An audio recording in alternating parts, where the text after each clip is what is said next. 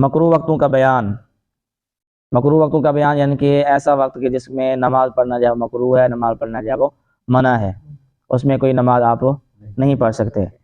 کیا رات اور دن میں کچھ وقت ایسے ہیں جن میں نماز پڑھنا جائز نہیں؟ یہ سوال کیا جا رہا ہے۔ جی ہاں، جواب جی ہاں، مطلب کہ ایسے وقت ہیں دن رات میں کہ جس میں جو ہے وہ نماز پڑھنا جو ہے وہ منع ہے۔ سورج نکلنے کے وقت کہ جب سورج جو ہے وہ نکل رہا ہو اس وقت نماز پڑھنا جو ہے وہ منع ہے۔ صبح جو ہے وہ اعلان ہو جاتا ہے ابھی سورج کا ٹائم نکلنے کا یہ ہے، تو 20 منٹ تک جو آپ کوئی نماز نہیں پڑھ سکتے، 20 منٹ کے بعد جو پھر آپ نماز پڑھ سکتے ہیں۔ یہ ایک وقت ہو گیا۔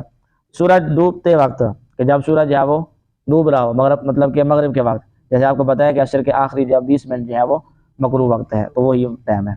اور تیسرا کیا ہے؟ دوپہر کے وقت کسی قسم کی کوئی نماز پڑھنا جائز نہیں ہے دوپہر کے وقت، ٹھیک ہے نا۔ یہ 11 بج کر کچھ منٹ پہ ہر روز کا اپنا ٹائم ہوتا ہے، کچھ منٹ